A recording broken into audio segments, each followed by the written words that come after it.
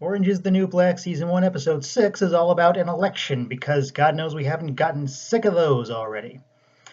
Well, this one actually does have a pretty new take on it just because we're watching elections for a council of prisoners who are more or less powerless in the grand scheme of things. It just like gives them the illusion that they have some control. But they still all completely take it seriously because what else do they have going on in their lives? And it ends up fairly predictably because like Piper decides not to run, but she never wanted to run, but then she's forced into the office anyway, and now everyone hates her over it. So that'll definitely lead to some interesting stuff as we head into the second half of the season and possibly the rest of the show. Assuming she's still in it, still don't know that, and trying to imagine what it would be because I am getting the sense this is all going to be about her, even though she's very quickly becoming one of the less interesting people in there.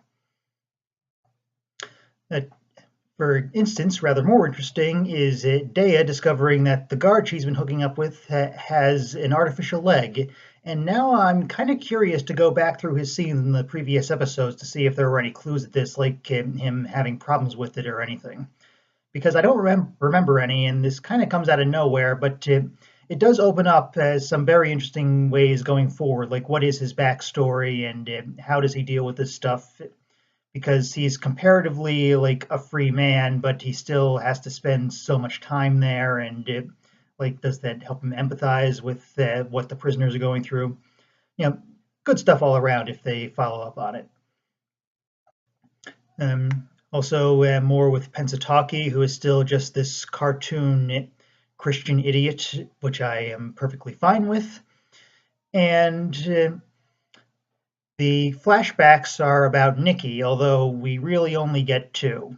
And we have no real idea what she's doing actually in prison, except for like some vaguely involving things involving drugs. And I had heard before that Natasha Lyonne has a real chest scar that was used in the show, so it's nice to see that actually happen here.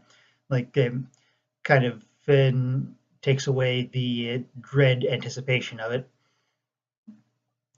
Although one person that I'm slowly starting to get more interested in is the yoga instructor, and I don't think we know her name yet, but she just seems like this completely normal, sweet old lady, so I'm guessing whatever she's doing in prison was some really messed up stuff, because they are definitely building up to something there.